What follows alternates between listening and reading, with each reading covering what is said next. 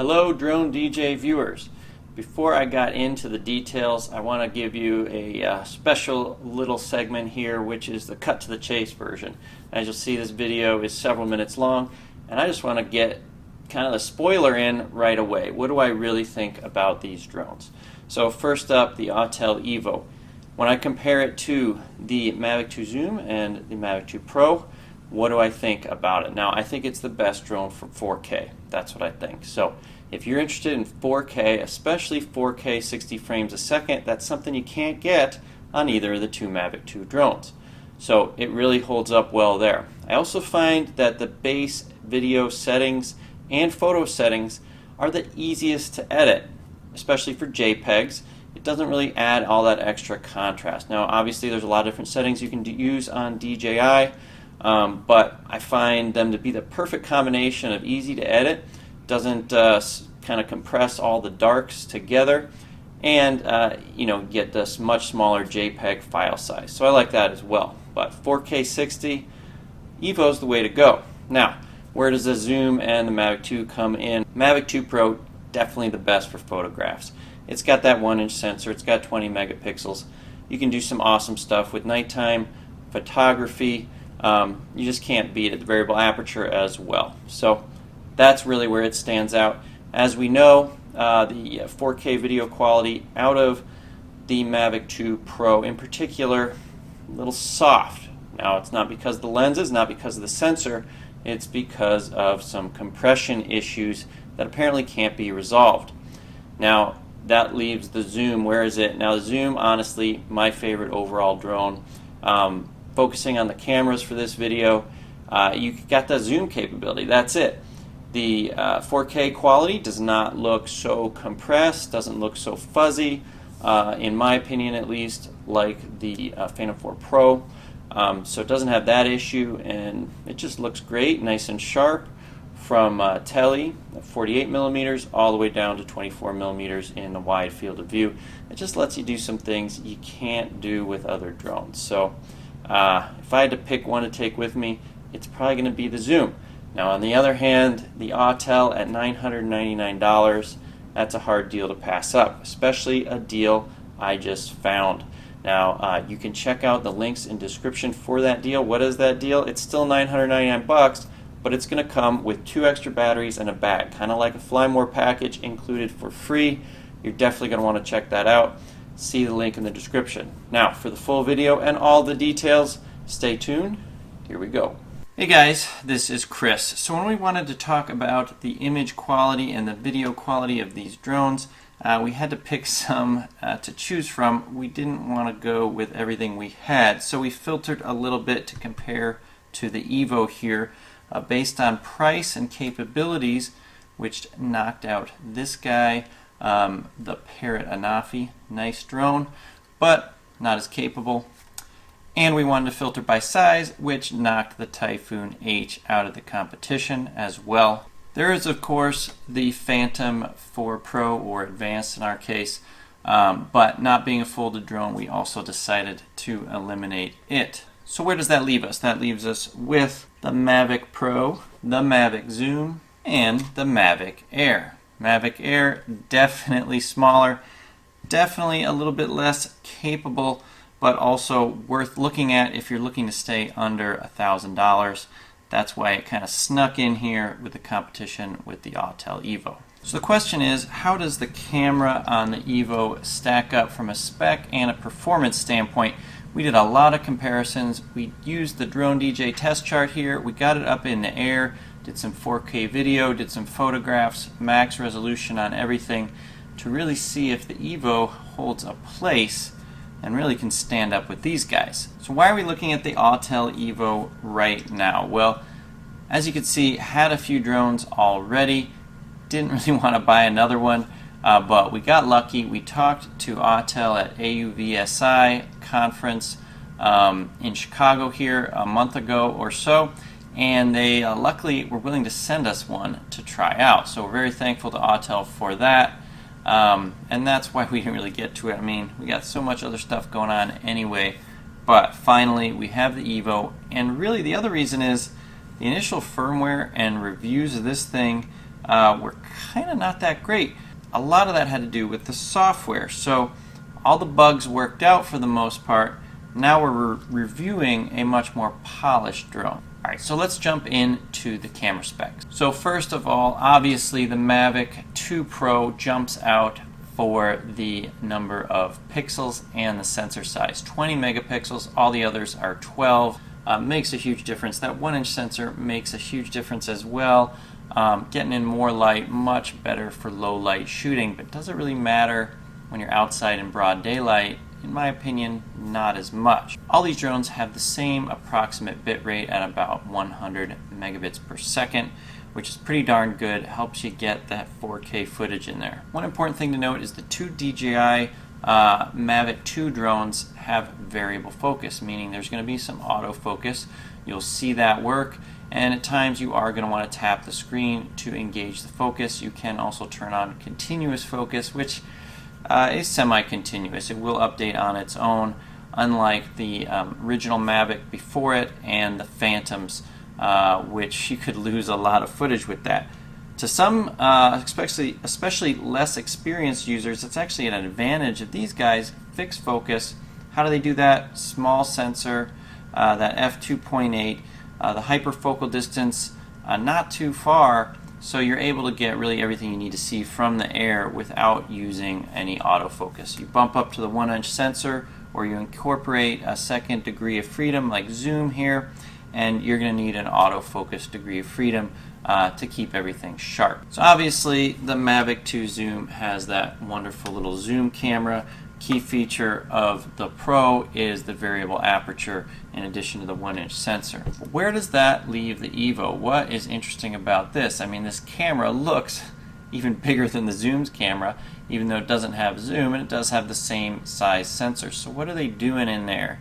Let's take a closer look at that. One of the key features of the Evo, not on this, huge spec improvement over both of the Mavic 2 drones, is 4K at 60 frames per second.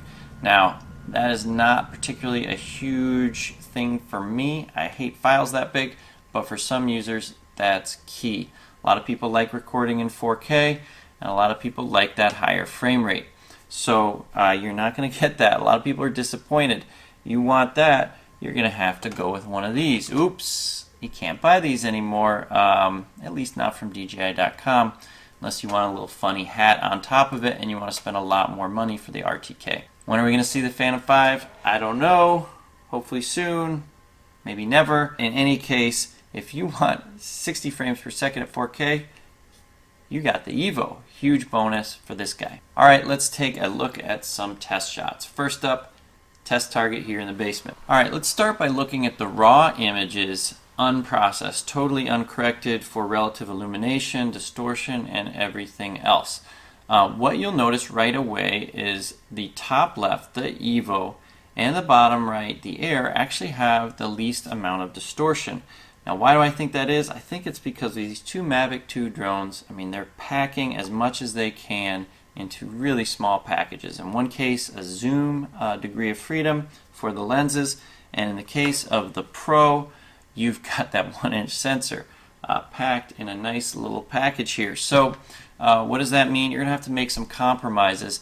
If you look at the Mavic 2 Pro in particular, you got some relative illumination issues in the RAW, and one of the more severe distortions. The zoom, very distorted barrel distortion. In wide, in tele, it's actually pretty darn good, kind of close to the Air, very little distortion when you're zoomed in. And all that does correct in the JPEGs we'll look at in a second. Why does that matter? Well, when you have to correct stuff, you're making sacrifices. In terms of relative illumination, you might lose a little bit of dynamic range.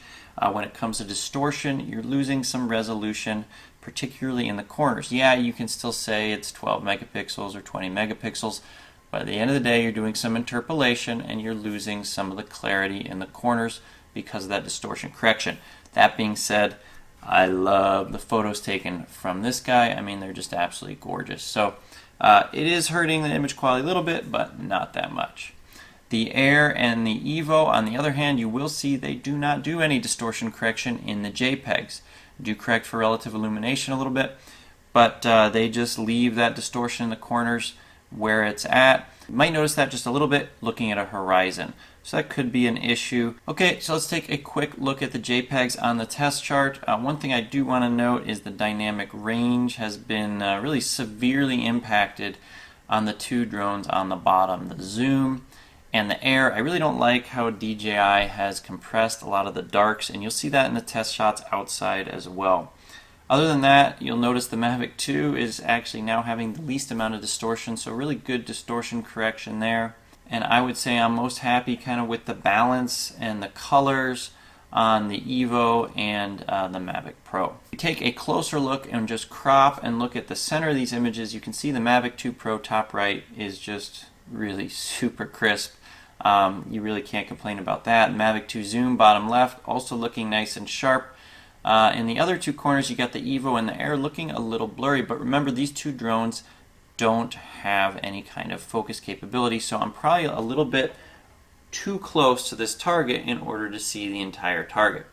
So we're going to have to look outside to understand that sharpness a little bit better. Sure enough, when you look side by side at the raw images from the Zoom and compare them to the Evo here, you can definitely tell a little bit of blur. But again, that's not so much an issue. Usually you're not taking a picture from 20 or 30 inches away using your drone. Alright, so let's take a look at the pictures outside. Now overall, I'm very happy with the Evo. It's nice and crisp, and really more than any of the others, it maintains a lot of that dynamic range. It almost looks maybe truest to the raw image, or kind of like an HDR image. Out of the four, shockingly, it's the only one that gets a little bit of blue and gets us some texture in the sky. So that's a really cool feature. Really happy with the JPEG quality here coming out of the Evo. It's probably my favorite of these pictures. The Mavic 2 Pro I do also like. Again, the Air and the Zoom, don't like how they compress the darks, looking really contrasty, really dark in the trees there, the Mavic Air in particular. So all those pictures have the house about the same size in the photograph, and what I did is I did a massive digital crop. I blew them up, and I wanted to look at a part of the picture near the middle that had a ton of texture and things like that. What you can see is, once again, the Mavic 2, I put a little green number 1 next to it. It is the clear winner. The Autel Evo and the Mavic 2 Zoom, I'm kind of calling those a tie. The Evo looks a little bit sharper and crisper, but if you look carefully, you'll see some of that is due to their sharpening algorithm being, in my opinion, a little bit overly aggressive to try to pull out more detail.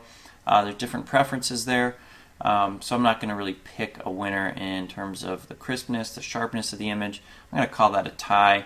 The Mavic Air, on the other hand, is coming in a bit of a third place. Now, to many users, these differences may be subtle. If you're not going to crop your image that much or blow it up so much, maybe not such a big deal. But in any case, Mavic Air coming in third place, and the Mavic 2 Pro the winner, which you'd expect, 20 megapixels. It's going to have more detail. Now let's talk about the 4K video quality. Now the Evo has that 60 frames per second. All these recordings here are done at 30 frames per second. I didn't have filters on any of these drones, with the exception of the Mavic 2 Pro. The bigger sensor, I just figured let's get it maybe a little bit closer in terms of the frame rate, and I throw an ND8 from Tiffin. By the way, if you want to know about filters, I got a massive 30+ minute video on that. I can cut to the short on that one, which is that I like the Tiffin filters the best, but really all the filters have subtle issues with them. But Tiffin, at the end of the day, that's the one I'm picking to fly with. But I digress. Let's take a look at these 4K videos. So in each case, I did an orbit of the house. So all of these shots are taken while the drone is in motion. I couldn't find a way to adjust the speed on the Evo, so it's actually going a little bit slower than the other ones, but with the amount of light that was out there, I don't think that's really a big issue.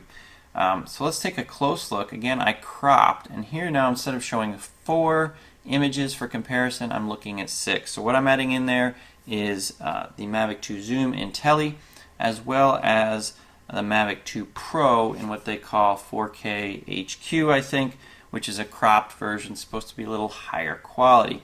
Now, if you're not aware, the Mavic 2 Pro is somewhat infamous at this point for not delivering on crispness in 4K. We know the sensor is there and we know the lenses are there, but why does the 4K not look that crisp?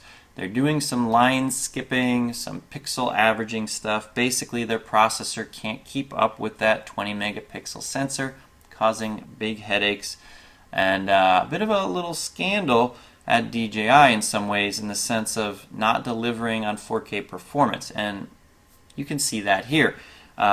You can tell this drone's been out for a while. We're not going to get any improvements. It's just fundamental to the hardware. We've had times for lots of firmware upgrades. Quality is what the quality is, and the quality does not compete with the Evo in 4K. In my opinion, both the 4K HQ and the 4K for full field of view look a little bit soft, and lots of professional users would agree. The zoom, on the other hand, looks nice and crisp in my opinion, and that's in both tele and wide, getting the most detail out of any of the drones in tele. The Air, on the other hand, again coming in 4th place among these drones. So at the end of the day, what do I think? I think I really like the Evo for 4K. It has 60 frames per second, and it's as sharp as could be. It competes really well with the zoom. Now, when we were at AUVSI, they said that the camera comes in between these two in capabilities. What exactly that meant, we're not sure. At the end of the day, it is extremely crisp. I think it might be a little bit more crisp than the Mavic 2 zoom. But being able to zoom on this guy, I mean, that's hard to compete with. We did notice some issues with the Evo in terms of what flight mode you're in. We had a major problem. We were in standard mode and doing an orbit. And as you can see, that orbit not that impressive, very jerky, and we thought we were just going to have to kind of slam the drone for that. Then we put it in precision mode. I just happened to try it again, and it was nice and smooth. Now, why would an automated flight mode be sensitive to how you have it set up? I basically consider that a bug. I also noticed in standard mode, very hard to get fine motions with the sticks. I do like the remote on these guys. But enough about that. I'm here to talk about the cameras. At the end of the day, this is really a wonderful camera. You might have to do a little more color correction than you would with, let's say, the Mavic 2 Pro. But out of the box, you know, the images, the video you get from here with a little bit of correction, the crispness is there, the focus is dead on, image quality great. Low light, it's not going to hang with this guy, it's not going to hang with the zoom capabilities of this guy, but from a 4K, if 4K is your thing, you know, I think this is the drone you want. So I'll lead you guys out with this video recorded in another cool mode of the Evo, which is 240 frames a second in 720. The video quality does suffer a bit, but you can get some fun clips here at the expense of my little guy. For more videos like this, make sure you subscribe, and for all your drone news, check out DroneDJ.com.